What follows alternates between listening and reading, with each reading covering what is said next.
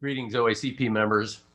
As we reach the midpoint of the 2021 legislative session, I thought it'd be a good time to give you an update. I know there's a lot of legislation that's floating around, and I know you're interested in what is going on out there.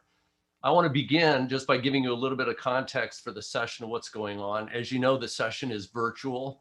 That's created a lot of impacts. Some of them the legislature's had trouble navigating. It's slowed down the process. That means that bills are not moving as quickly. That's not always a problem for us because a lot of the bills we're confronting today are not bills that we can support. Now, as you might know, we have a lack of balance in the legislature and a lack of bipartisanship. That's the other part of this process that's slowing down the passage of bills. Right now on the House floor, House Republicans are requiring that every bill be read in its entirety on the floor before a vote. That in some cases can be hours of reading. Just the other day, there was a bill on OLCC that changed one term throughout their statute, and it required 10 hours of reading. So in addition to that, we have a lot of new members of the legislature. 21 of the 90 legislators are brand new, and 2/3 of the legislature has turned over or changed hands in the last 6 years.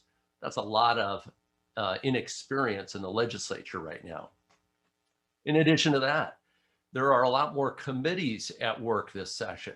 There are 33 House and Senate statutory committees. There are 10 joint committees, and there are 10 subcommittees, and they all have bills they're dealing with.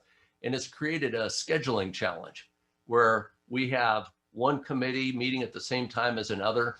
Sometimes on issues we care about, we have bills in each committee that we have to pay attention to.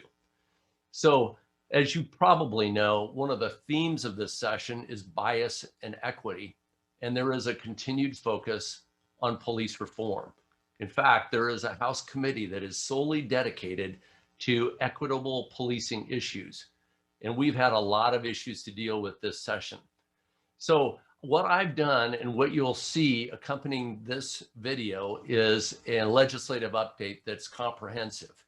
It will give you a feel for where specific bills are, whether they're alive or dead, what the status of amendments may be, and our positions on these bills. It's been very complex in past sessions. When we get close to what we call the first chamber deadline, it's a deadline right now that is on April 13th.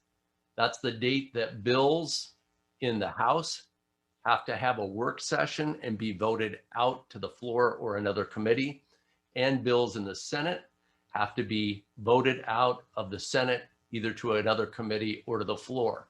On that date, generally, there are a number of bills that die. They don't survive the process. This session, there are a lot of bills that are going to survive the process, and a lot of them involve policing.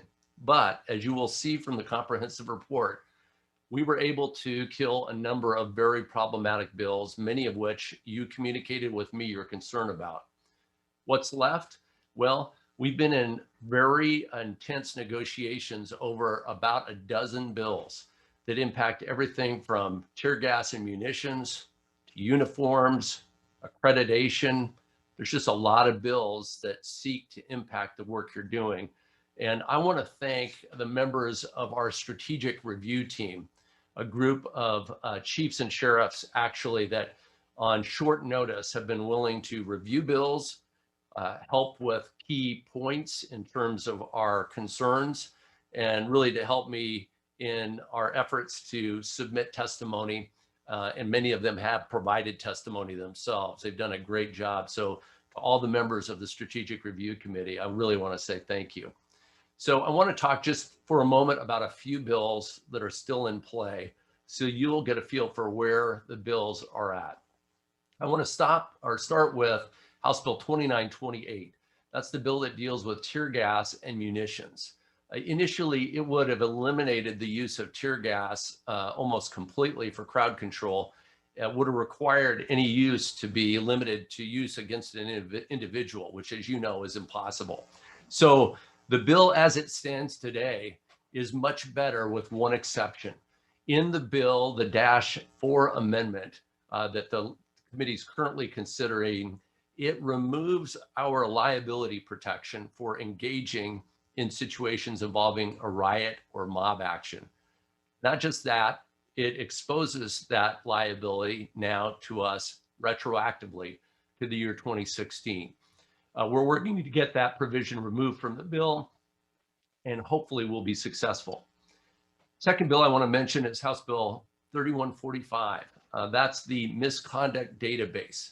In its original form, it would require us to send over every complaint, every allegation, whether sustained or not, at every level of discipline to DPSST to be included in a database with officer names.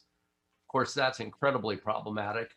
It's a huge burden to agencies to send that kind of information over. And in addition to that, putting officers' names and associating them with complaints and lower levels of discipline makes no sense.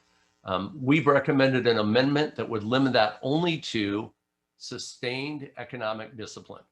We'll see if we're successful at moving the bar on that bill, but it is still in play, and we'll be watching that carefully. My preference would be to kill that bill, but if we can't, sustained economic discipline after all the arbitration proceedings are over seems like a real reasonable compromise. I want to mention House Bill 2162. That's the DPSST, the governor's DPSST task force that reviewed the work of the academy.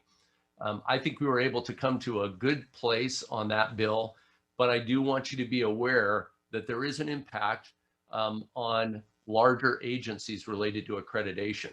The original bill would have required every agency in Oregon to become accredited, either through the Oregon Accreditation Alliance or CALEA. The revised bill, the best we could do in negotiation right now, is to limit that requirement for accreditation to agencies with 35 or more sworn officers. I know that that impacts right now about 10 agencies, including our two largest agencies in the state, Portland Police Bureau and the Oregon State Police, who are not currently accredited.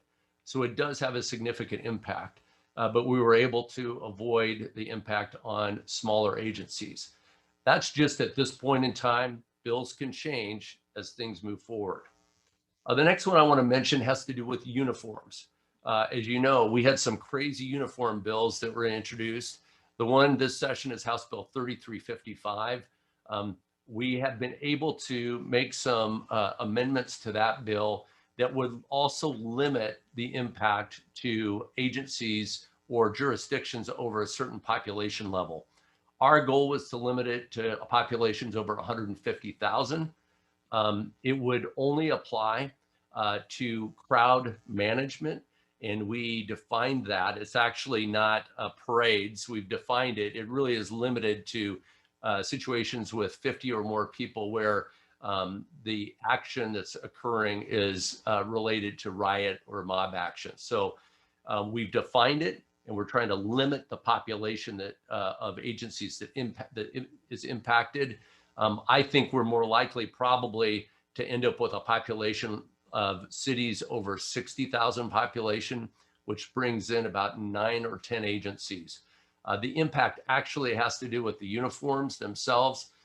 There would have to be a first initial and last name of officers on the front and the back of the uniform, or a unique identifying number on the front or the back of the uniform. So I will give you more detail on that as we get a little closer to a more refined product on those bills. So we're at the height of fighting a number of things. As you'll see from the report, there are several bills that are still in play that we're working on, but I wanted to give you a brief update on these. If you have any questions at all, please reach out to me. One last bill I want to mention before I let you all go back to your day is House Bill 2204. That's a bill that basically deals with the tort claims limit on police officers. The tort claims it's not qualified immunity.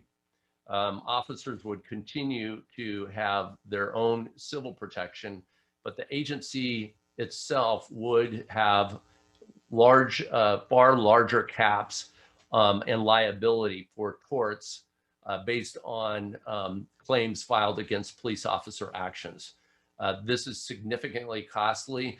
The fiscal estimate right now that was done by CIS in coordination with the League of Oregon Cities and Associated Oregon Counties put the cost at about $18 million per year. We're trying to defeat this bill.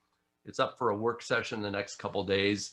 Hopefully we'll be successful. I've asked the chair to please not move that bill forward, but I wanted you to be aware that it's in the mix, and I'll continue to keep you updated as things move along. As always, thank you for the privilege that you give me to represent all of you in the legislative process. I'll continue to work hard on your behalf, and I'll continue to keep you posted as things move forward.